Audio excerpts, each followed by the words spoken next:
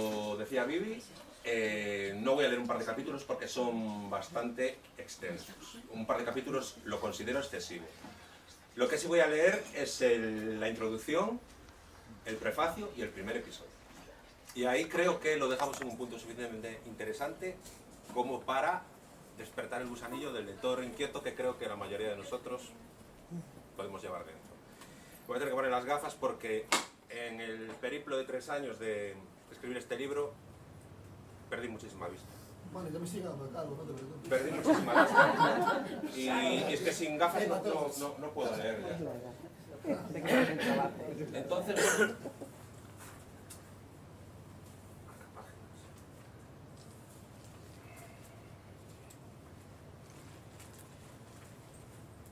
nos saltamos las dedicatorias, los mapas. Y bueno, dice así. A modo de breve introducción. La ciencia calcula que de media, aproximadamente cada 100 millones de años, un asteroide kilométrico impacta contra la Tierra provocando grandes glaciaciones globales o erupciones masivas que en conjunto causan la extinción de buena parte de las especies que en ese momento pueblan el planeta. Y partiendo de la base de que la vida pluricelular vio la luz hace unos 600 millones de años, los científicos deducen que, desde entonces, se han producido por lo menos 5 extinciones masivas, aunque buena parte del público solo haya oído hablar de la ocurrida al final del periodo Cretácico, la misma que puso fin a la era de los dinosaurios. Nuestra especie tiene casi 5.000 años de historia y varias decenas de miles de prehistoria. A pesar de todo, las incógnitas sobre nuestra evolución siguen ahí. Podemos estimar cuándo aparecieron las primeras partículas del universo, cómo se formó nuestro planeta e incluso cuándo se originó la vida en él, pero precisar en qué momento comenzamos a ser humanos en toda la extensión de la palabra se torna más complicado. El eslabón perdido sigue jugando al escondite. Hoy en día nuestra raza, culmen de la evolución, domina la Tierra. Aunque bien pudo haber sido de otro modo, es un hecho constatado que, hace 30.000 años, los humanos modernos convivían al menos con otras 3 especies de homínidos inteligentes. Los neandertales en Europa y Asia Occidental, los denisovas en Asia y los hombres de flores, apodados hobbits, en la isla del mismo nombre en Indonesia. Hermanos nuestros que no tuvieron tanta suerte y acabaron extinguiéndose. Eso ha llevado al hombre actual a preguntarse si quizás pudo existir alguna vez otra de esas razas, todavía más antigua, que pululase por este bendito mundo mucho antes de que nosotros soñásemos siquiera con bajar de los árboles. Y ya puestos a especular, incluso hay quien se pregunta, de ser así, ¿qué nivel de desarrollo pudieron llegar a alcanzar esos antecesores? En las últimas décadas han ido cobrando fuerza numerosas teorías, generalmente al margen de la ciencia ortodoxa, dicho sea de paso, que avalan la supuesta existencia de antiguas civilizaciones más o menos avanzadas, extinguidas miles o millones de años antes de que la humanidad, tal y como la conocemos, evolucionase en la Tierra. Son muchas las personas que a lo largo y ancho del mundo se han dejado seducir por las fantásticas historias que hacen referencia a aquellas posibles culturas antediluvianas, la Atlántida, Lemuria, Thule, Hiperbórea. A menudo, los que defienden dichas hipótesis suelen esgrimir como pruebas ciertos hallazgos en apariencia inexplicables que han pasado a ser popularmente conocidos como OPARTs, o lo que es lo mismo, objetos de interés histórico, arqueológico o paleontológico que por sus peculiares características parecen desafiar la cronología básica de la historia convencional. Algunos ejemplos de estos objetos fuera de tiempo serían las piedras de Ica, una colección de cantos rodados provenientes del Perú, con grabados que muestran escenas de personas cazando diferentes razas de dinosaurios, realizando complejas cirugías o utilizando diversos aparatos de avanzada tecnología. La figura de Nampa, estatuilla antropoforma de arcilla encontrada, dicen, a unos 100 metros bajo tierra, en una obra de perforación en Idaho, cuya antigüedad se dató en unos 2 millones de años. O la denominada huella de Meister, hallada en Utah, marca petrificada de una presunta bota o sandalia en un sustrato correspondiente al periodo Cretácico, cuyo tacón habría aplastado a unos trilobites hace al menos 300 millones de años. O sea, impensable para lo que es nuestra ciencia actual. ¿Y qué decir de las llamadas ruinas de Yonaguni, unas colosales estructuras sumergidas frente a la isla japonesa del mismo nombre? Con una extensión de unos 45.000 metros cuadrados, la perfecta rectitud de sus paredes sugiere que éstas solo pudieron ser cortadas a mano. Eso por no mencionar la gran cantidad de zonas que presenta con lo que parecen ser terrazas, escalones, pasillos e incluso petroglifos o marcas de cantería que denotan al conjunto de un poderoso parecido con la ciudad inca de Machu Picchu. Y dado que los arqueólogos siempre han asegurado aquello de que la naturaleza odia las líneas rectas, convendréis conmigo en que el caso resulta, cuando menos, curioso. Aunque a día de hoy la comunidad científica todavía no se ha puesto de acuerdo sobre su origen exacto, ciertos geólogos sostienen que esas edificaciones serían muy anteriores al final de la era glacial, Pleistoceno, y probablemente habrían sido sumergidas por un gran terremoto y posterior tsunami. Algo en absoluto descabellado, teniendo en cuenta que Japón se encuentra en el llamado Cinturón de Fuego del Pacífico, la mayor zona sísmica y volcánica del mundo.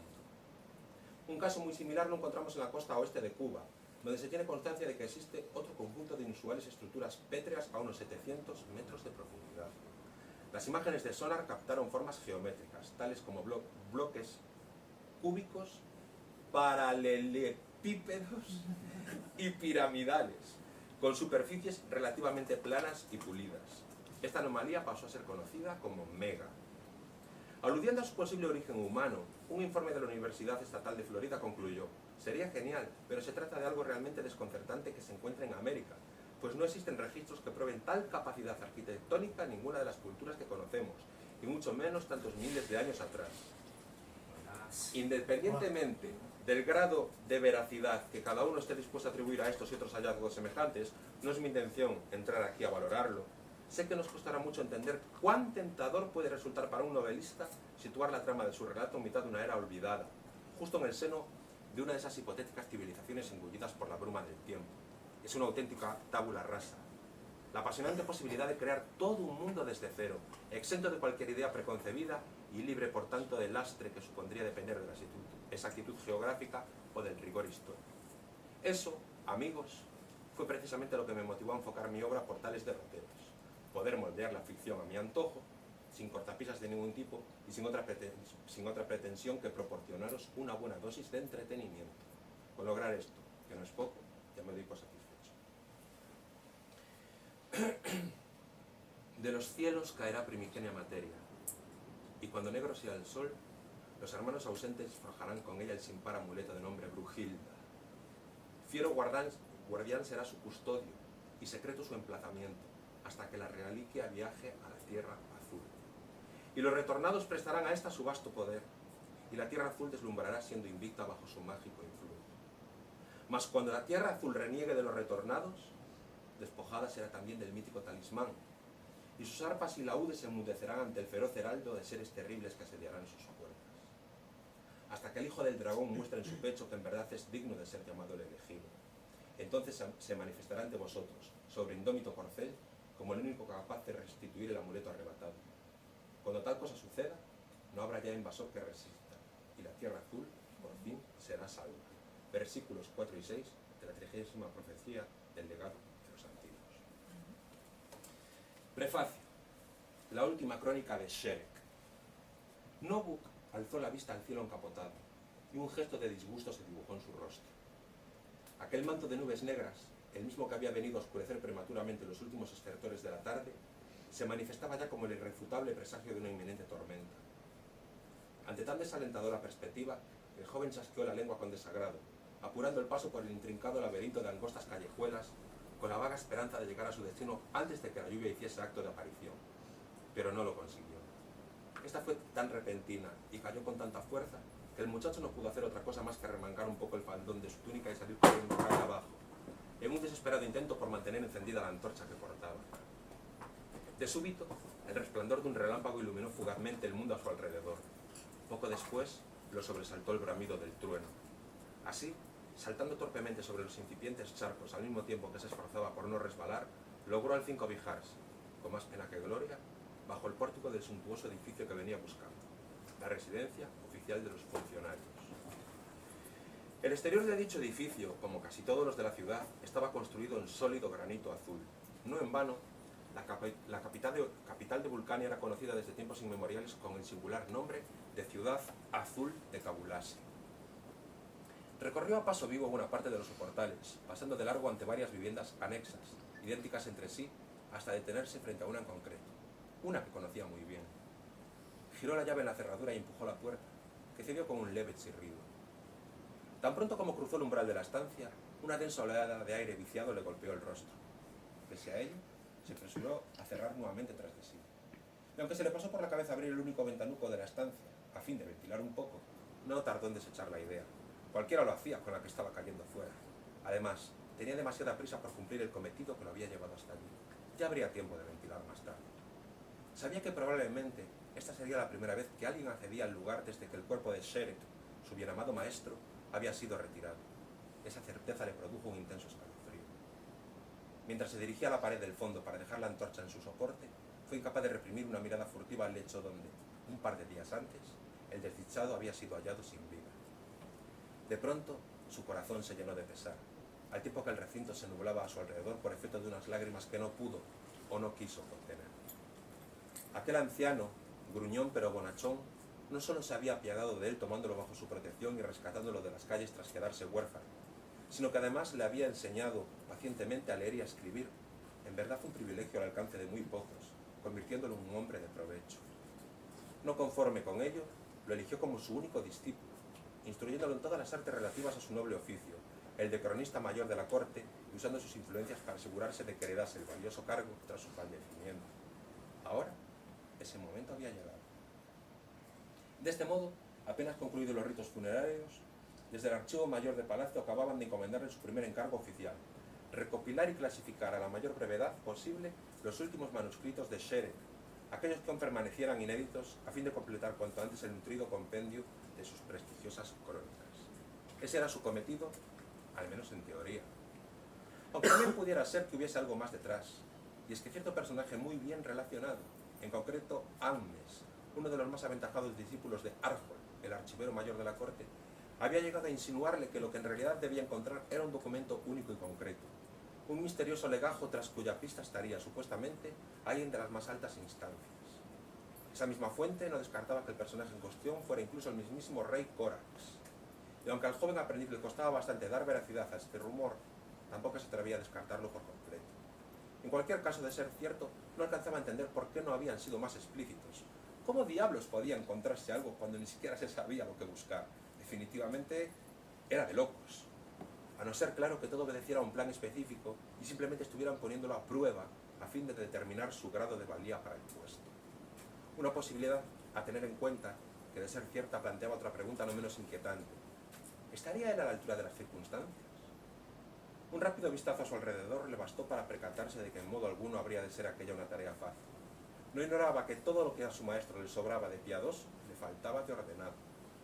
Como no podía ser de otro modo, la estancia se encontraba literalmente repleta de docenas y docenas de papiros y pliegos de pergamino distribuidos por doquier sin orden ni concierto, así como de una considerable cantidad de códices encuadernados en piel, esparcidos anárquicamente aquí y allá, los unos sobre los otros, incluso en varios montones por el suelo, en algún caso formando torres de dudosa estabilidad. Sonrió con melancolía, mientras con el dorso de la mano se secaba las lágrimas de las mejillas.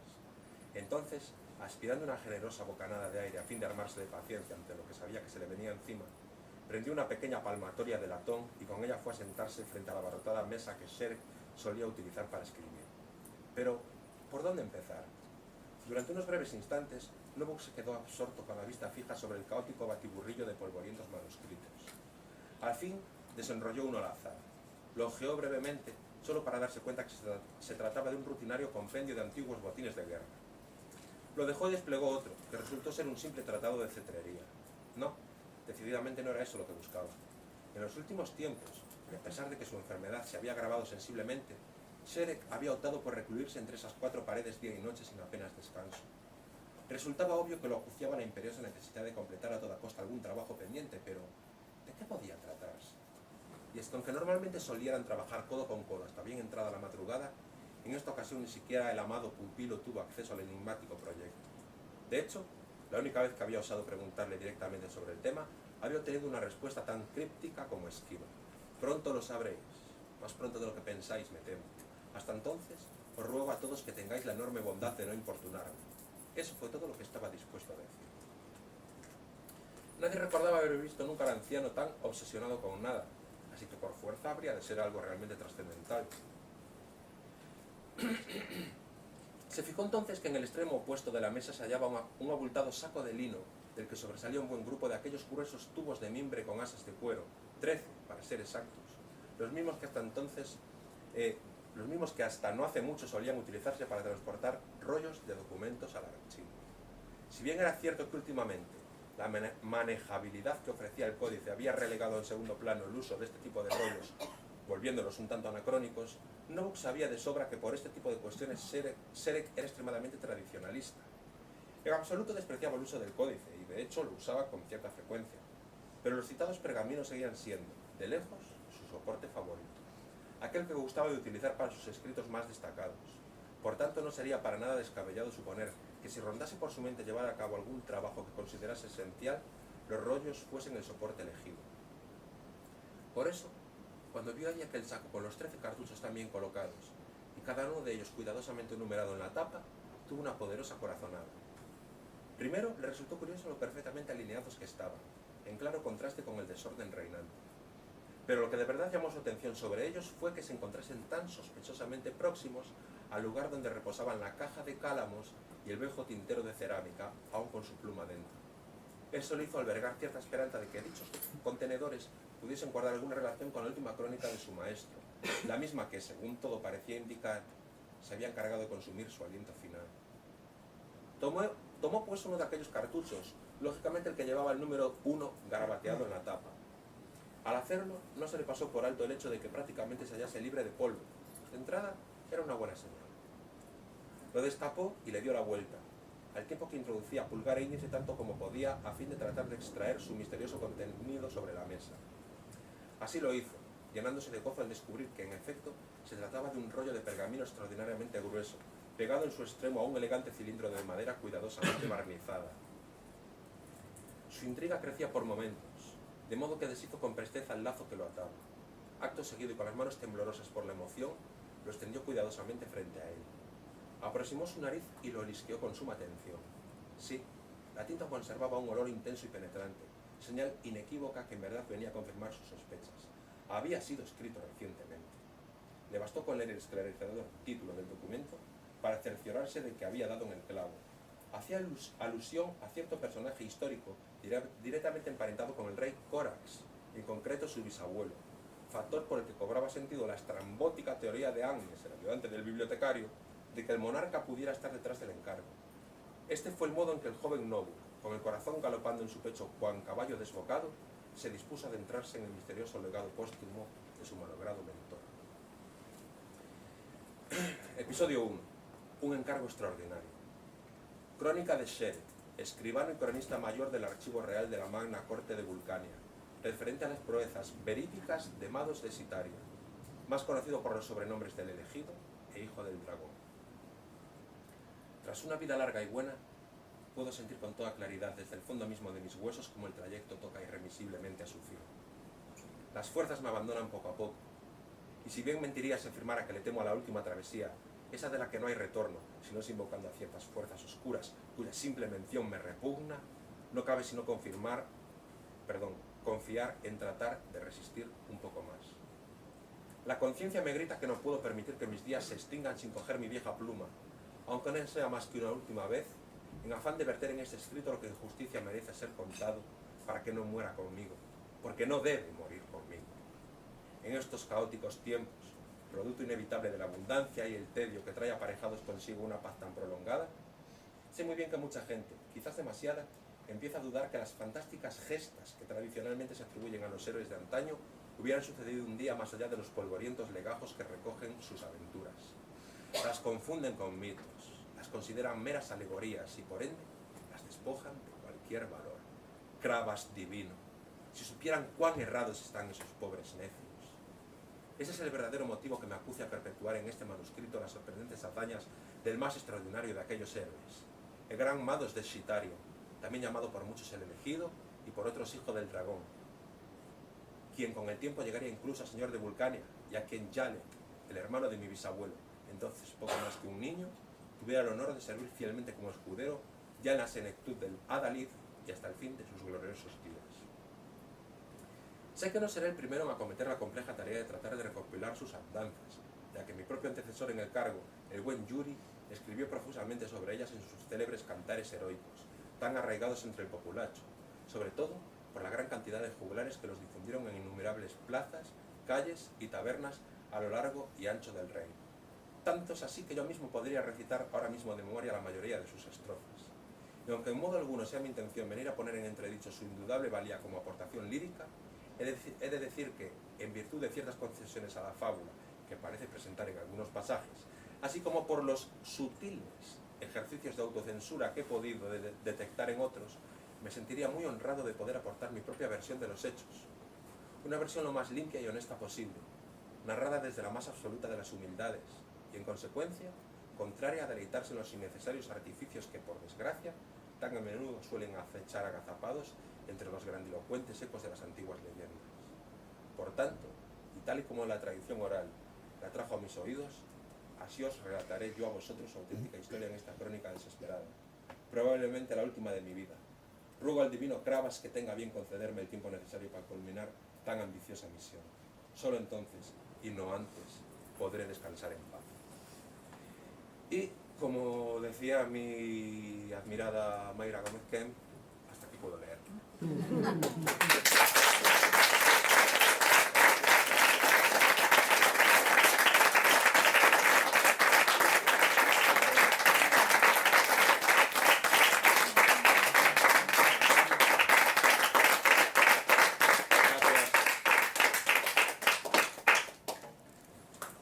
Bueno, pues si alguien quiere preguntar cualquier cosa o... ¿De qué me sabía? ¿Qué te llevó a hacer el libro sobre ese tema? Pues mira, yo tengo que confesar que no estaba leyendo, estaba viendo la serie de Juego de Tronos y me enganchó muchísimo la serie de Juego de Tronos.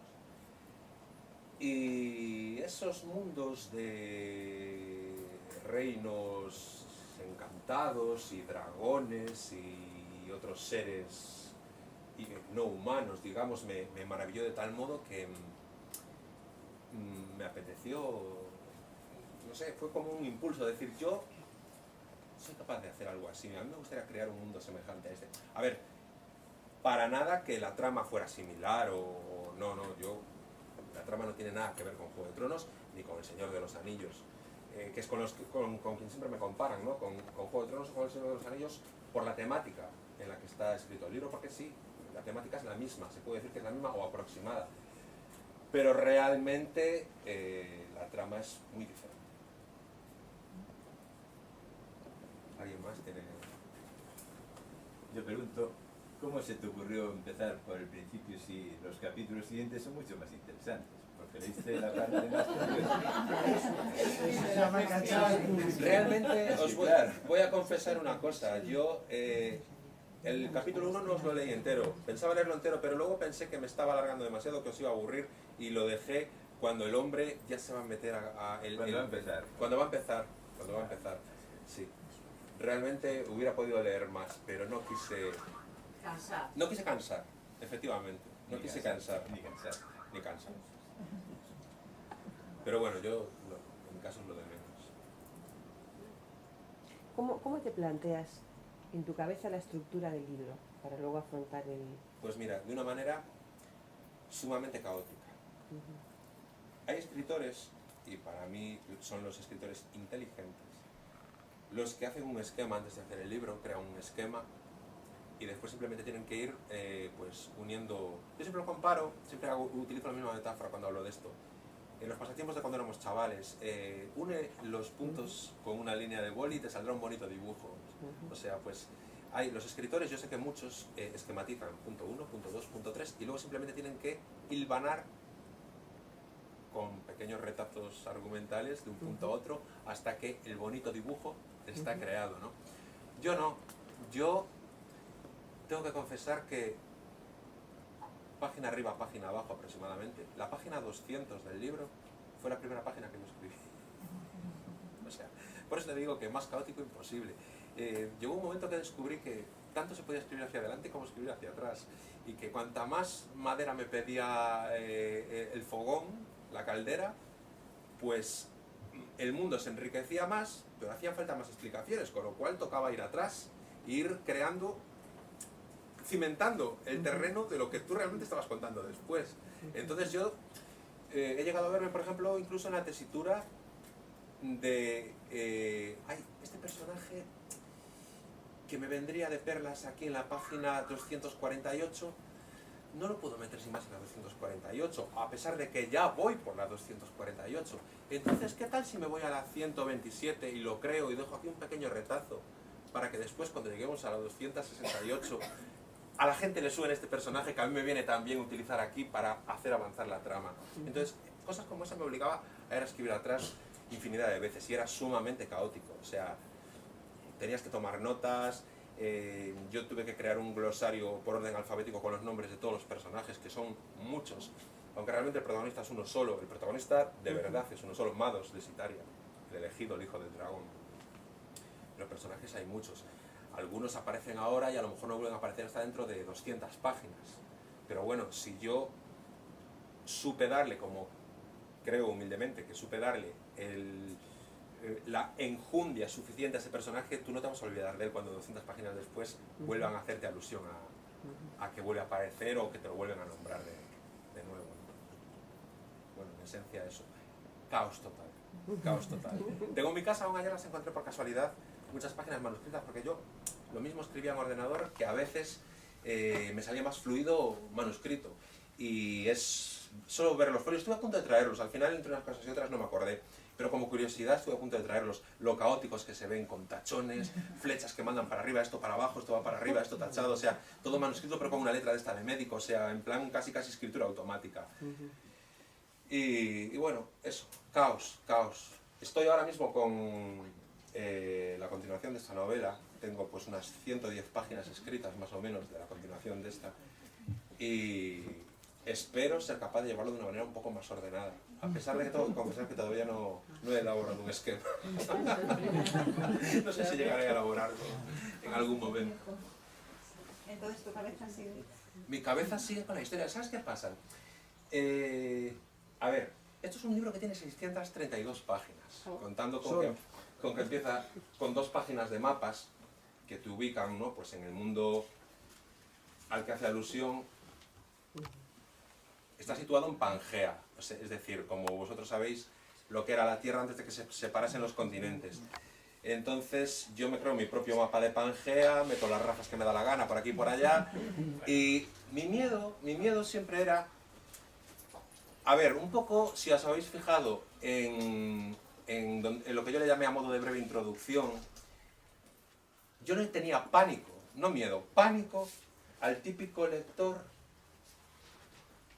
que es historiador de salón y que se las da de cultureta y tal, y que me dijera a mí, no, señor, usted ha ubicado en la Inglaterra del siglo XI una ballesta, cuando en realidad no estuvo en Inglaterra la ballesta, no fue inventada pues hasta el siglo XII, por decir algo, o una alabarda o un tal. Entonces, como yo le tenía tanto miedo a este tipo de personajes, dije yo, lo creo en una época antediluviana, en una raza prehumana, que tenemos que pensar que después se extinguió antes de que nuestra raza diera lugar a nuestra raza actual, y no va a haber ningún historiador listillo que venga a decirme, pues esto no existía o esto no. Me invento lo que me dé la gana, geográficamente hago lo que me dé la gana en Pangea, y si quiero poner un desierto pongo un desierto, si quiero poner una selva pongo una selva, y se pueden cruzar con dinosaurios, se pueden cruzar con lo que haga falta, y... Eso se llama buena inspiración. Y se llama miedo a la crítica, Eso es que estás inspirado.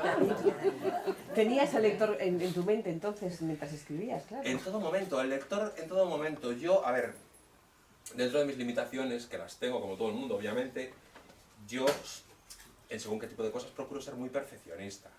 En esto procuro ser muy perfeccionista. Entonces, vuelvo a repetir, yo le tenía verdadero pánico al que te dice, esto es una errata histórica, esto es una errata geográfica, esta batalla no sucedió así, no sucedió así.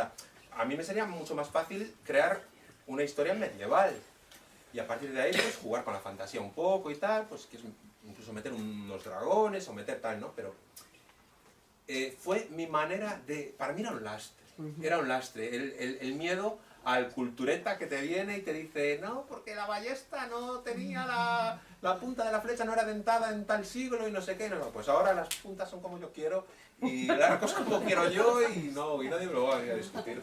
Y fue mi manera un poco de librarme de esa presión que yo sentía, ¿no? A la hora de acometer la tarea. Bueno, pues ¿Cuántas horas le dedicabas al incontables, Fred. ¿Llegaste a desanimarte o...? Muchas veces. Muchas veces yo le decía a Soli, a mi mujer, muchas veces yo le decía, no sé si algún día voy a ser capaz de acabar este libro. Y como iba a decir hace un momento, que al final se me fue el santo al cielo, son 632 páginas, pero ¿qué sucede? Si yo llego a escribir todo lo que yo tenía en la cabeza, No me estás dando. el libro hubiera tenido más de 1000 páginas, hubiera superado a los pilares de la tierra. Madre. Entonces, como yo, mi mujer siempre me decía, va a hacer falta un carretillo para llevarlo, va a hacer falta un carretillo para llevarlo. Y yo le decía, gracias por los ánimos y por la... Y bueno, dije yo, pues no me van a quedar más narices que dejar un final abierto y hacer una segunda parte, porque yo veía que yo tenía todavía tanto campo que sacar de aquí, que es que ya me parece excesivo, 632 páginas, ya me parece excesivo. De hecho, no en vano, la editorial, y esto ya es una cosa de entre bambalinas que os voy a desvelar, por el grosor del libro, la editorial a mí no me dejaba poner yo el precio, me obligaba a asumir el precio que ellos tenían que poner por grosor, por paginación. Y como son 632 páginas, la editorial dijo 25,95, y que yo no podía toserles, no podía decirles que no. Pero yo les tosí, yo les dije que no. Yo les dije, me parece un precio excesivo para un autor novel que no conoce a nadie, que vaya a meter 25,95 en un libro.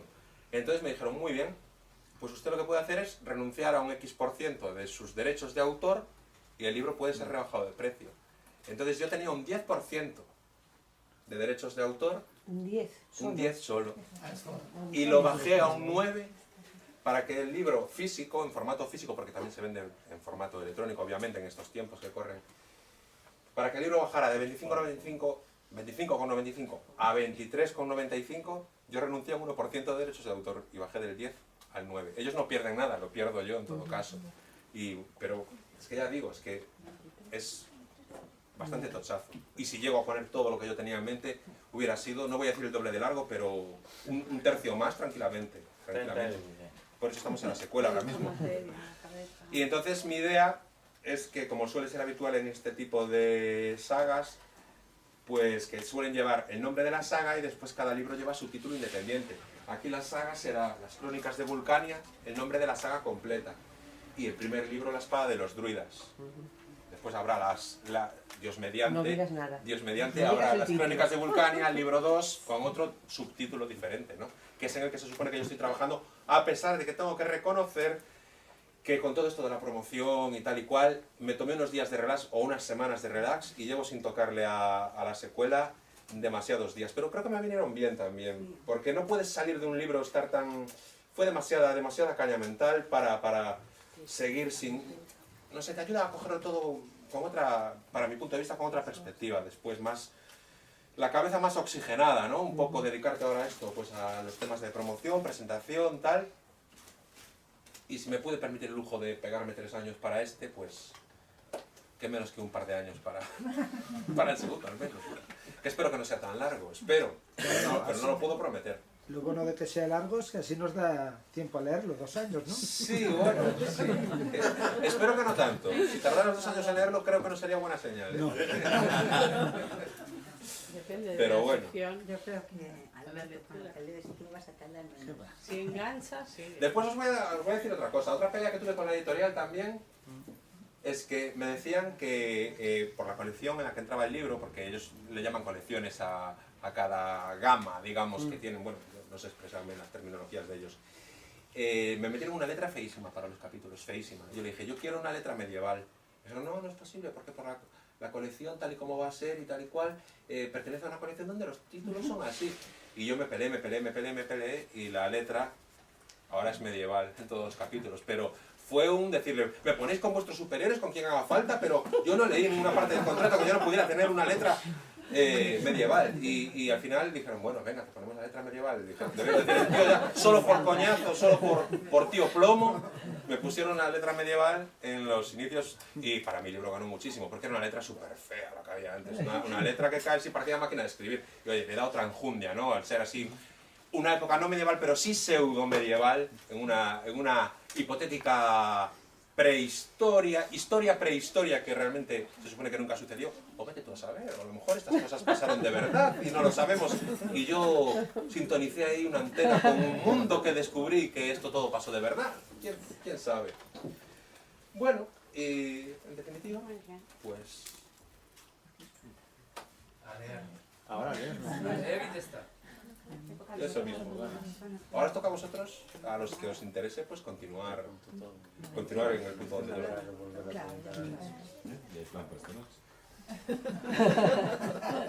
Bueno, A yo falta quería de decir uno una mejor. cosa. Sí. Que a mí el género este es un género que no me interesa lo más mínimo. Yo si veo un libro de este tipo no lo cogería. Lo leí porque lo escribió él. Y la verdad me enganchó desde el minuto 1. O sea, me lo leí en 3 días el libro. Porque engancha, es un libro que no tiene nada que ver con estos rollazos de Señor de los Anillos que se hacen tan pesados. No, es un libro súper ligero. Y en 3 días... Estoy dando mi opinión. Pero es que el joven está protestando por criticar al Señor de los Anillos. Ella no lo leyó, vio las películas. Ella vio las películas. Bueno, depende de cómo lo cojas o te cojas, ¿eh?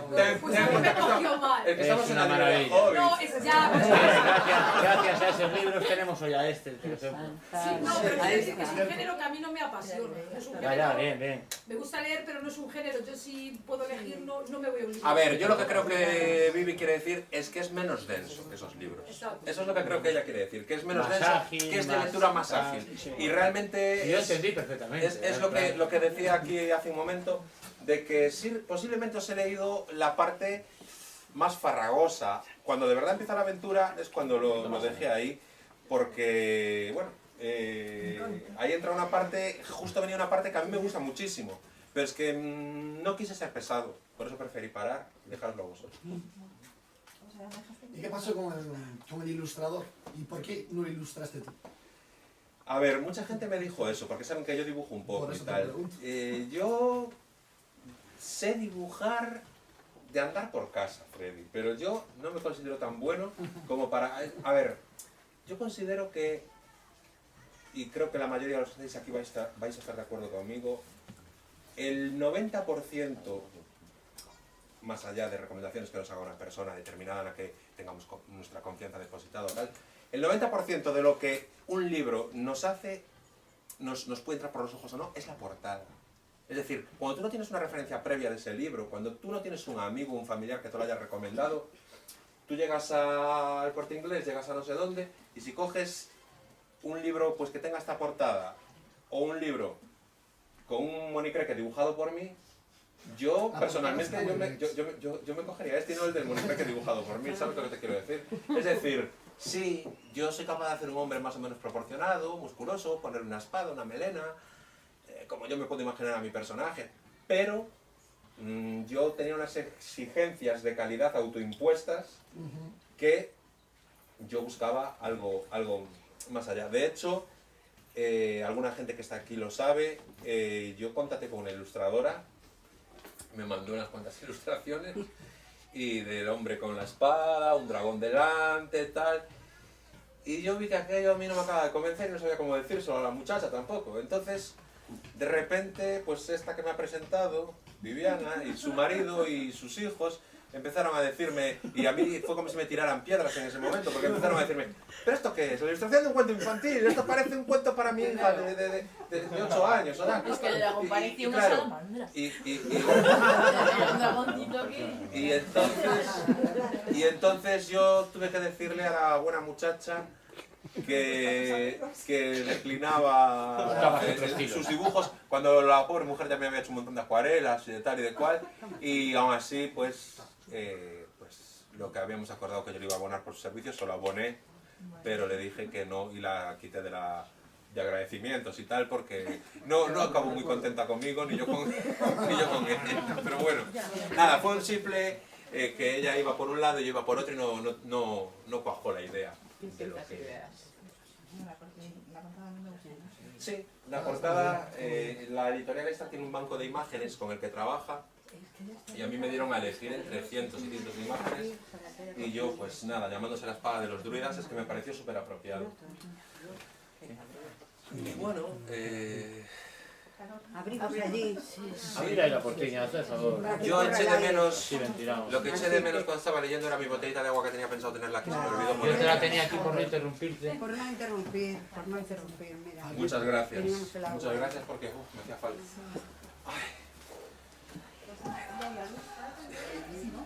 Levanta más el brazo, que si no, no te ve. Ay, perdón, dime. Podemos reconocernos en la cara. ¿Reconocernos como especie, quieres decir? No necesariamente, quizá como sociedad. Sí hemos cambiado mucho desde los tiempos de Pange. Podemos reconocernos, yo creo. A ver, yo tengo una teoría. A lo mejor algunos de los que estáis aquí vais a estar de acuerdo y otros no, como es muy lógico por otra parte. Yo creo que desde la civilización romana, cuando Roma era un imperio, por ejemplo, o la Edad Media, hasta hoy, creo que no hemos avanzado demasiado como sociedad. Y me explico. Hoy en día hay lo que se llama lo políticamente correcto, que no existía entonces. Entonces no existía. Entonces le pegabas al esclavo y era como... Era mucho menos que dar yo una patada a un can. Es decir, hoy le das una patada a un perro y te metes en un lío. Bueno, de aquella le dabas 7 a un esclavo y era tan normal como ver amanecer, ver salir el sol por la montaña, ¿no? El día siguiente, por la mañana. Pero lo que yo quiero decir es que yo creo que, a ver, está lo políticamente correcto. Y nosotros, la mayoría, procuramos movernos en lo políticamente correcto. Ah, no, es que si le doy una patada a este perro me van a ver mal. Muchas veces no le damos la patada al perro, no porque nos dé pena el perro, sino porque nos damos pena a nosotros y tenemos miedo de lo que va a decir el de al lado, viéndonos cómo le damos la patada al perro. No quiero decir con esto que esté bien darle patadas a los perros. Es un ejemplo. Pero quiero decir que para mi modo de ver el mundo, como sociedad, y dejando de lado lo políticamente correcto, no hemos avanzado prácticamente nada a lo que era la sociedad romana o la sociedad medieval. Creo que somos igual de crueles, somos igual de inhumanos y somos que dejamos mucho que desear como especie. Y todas esas luces y sombras y todas esas virtudes y defectos que puede tener nuestra raza a día de hoy, o hace 500 o hace 1000 años, aparece reflejada en el libro. Una cosa que yo he tratado de mostrar en el libro es que las peores razas que hay, a ojos de los, vamos a llamarle humanos, el libro pseudo-humanos, esta raza que yo digo que fue anterior a la nuestra, yo he querido demostrar que ellos encontraban semejantes, humanos como ellos, bondadosos, pero encontraban semejantes que eran verdaderas piltrafas humanas, o sea, eran gente perversa. Y luego otras razas, como los orcos, como razas que de verdad presupones malas, que son caníbales, que son súper atrasados, súper primitivos y súper bestias, pues llegan a encontrar también alguno que es bondadoso. Entonces yo he querido mostrar esa disparidad, ¿no? Esa pluralidad, que es como una manera de decir, con otras palabras, que en todos los sitios hay bueno y malo. Que igual que encuentran personas buenas, encuentran personas malas, y de donde ven al enemigo resulta que hay gente noble también. O sea, gente, no son gente, son otras razas, pero razas, dentro de esas razas, que ya ellos presuponen ya de por sí, ya por prejuicios que traen aprendidos desde niños, que son perversas, encuentran también seres nobles. Como pasa en nuestra sociedad, en la vida actual, y como pasaba, repito, hace 500 o 1000 o 1500 años o 2000 años. Que yo soy de la forma de pensar de que gente buena y mala hay en todos los lados, en todas las culturas, en todas las etnias, en todas las religiones. Hay gente buena y mala. Y en todas las corrientes políticas incluso. Después, cada uno es cada uno, y cada uno es... Yo soy así cuando me miran, yo soy así cuando no me están viendo. Pues eso todo sale reflejado en el libro. Digo, Marco. Perdona, pues que tengo que marchar. ¿Tengo que me dediques el libro? Sí, cómo no. Si puedes. Muchas gracias por venir. Nada, hombre. ¿Qué quieres que te ponga? Pero no quiero mucho. A ver, ¿qué vas a poner, tío? Lo que quieras tú. Lo que quieras tú, campeón. Vamos a ver. Sí, te entiendo completamente.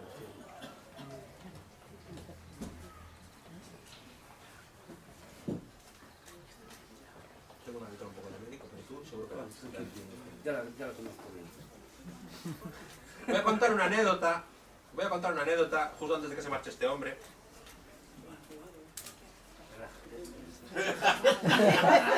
Ese hombre que no creo que le importe que lo diga, es carrista de Citroën. Es de estos carretilleros. Y él me veía a mí, en un puesto que tenía yo, que conseguía sacarle algo de tiempo a veces, y le sacaba un poquito de tiempo libre. Y un día él me vio escribiendo en un papel. ¿Y dónde escribía yo? En las etiquetas de las cajas. Yo le arrancaba a las cajas las etiquetas que venían con código de barras, y yo, en el tiempo que me sobraba de mi trabajo, yo escribía por detrás. Y entonces él me dijo, no, hombre, no estés escribiendo en etiquetas. Y él iba y traía de las impresoras de los ordenadores todos los papeles que sobraban, así largos, me los traía a mí. Toma, chiño, escribe ahí.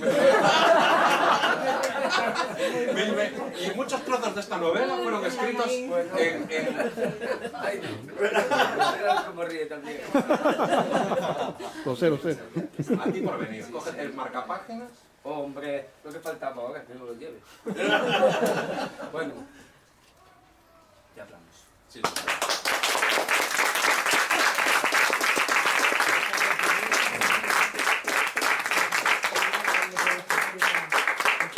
gracias.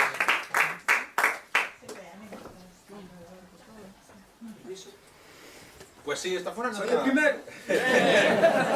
Esa fue una anécdota simpática. Y el hombre se preocupaba siempre de traerme los sobrantes de las... Porque sale el papel de impresora. Me decía, pero no escribas en etiquetas. Porque él me había escrito unas etiquetas así.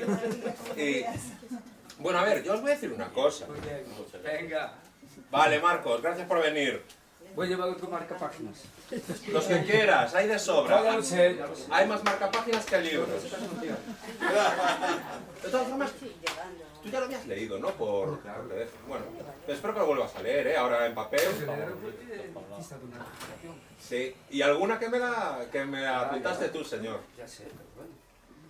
Bueno. Hay que leerlo otra vez por papel. Sí, señor. Pues Bueno. muchas gracias por venir. Hablamos. Y sigue con la siguiente, ¿eh? Oye, y si vuelvo... No, es que ahora nos dejan pelotas. Oye,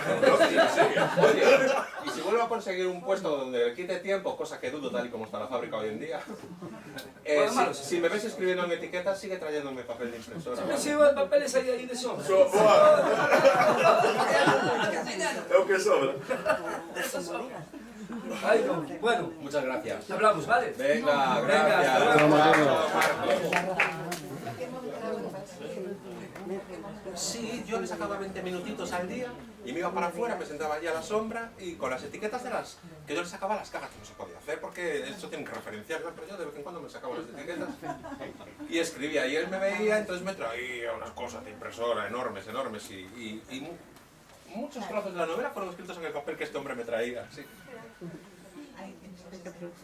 Sí. La inspiración venía por ratos aquí, ¿no? Sí, a ver, yo es que sabes, al ser un trabajo tan monótono, porque es un trabajo súper monótono, el de Citroën es lo que tiene. Cuando tú ya lo dominas, que es lo que me gusta a mí, en el momento que ya sabes dominar el puesto, pones la cabeza ya en piloto automático, o sea, las manos en piloto automático y la cabeza va por libre. Entonces yo estaba... había veces que se me ocurrían, hay alguna parte cómica en la novela, aunque no es una novela cómica, pero sí tiene alguna parte cómica, con ese humor que nos gusta a ti y a mí, ¿sabes? Ese humor especial que nos gusta a ti y a mí. Y...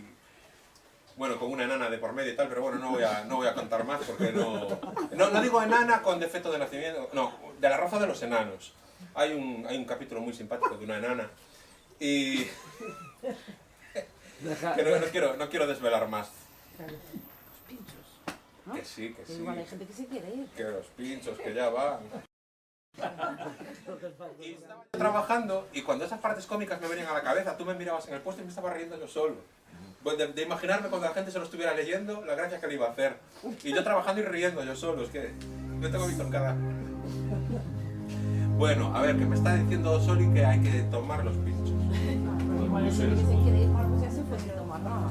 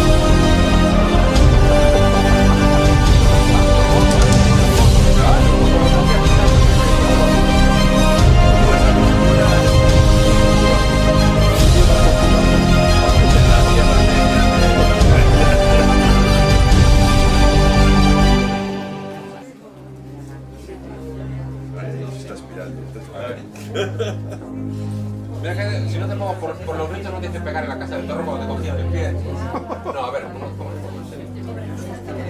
Me gusta que te guste lo que te llevo.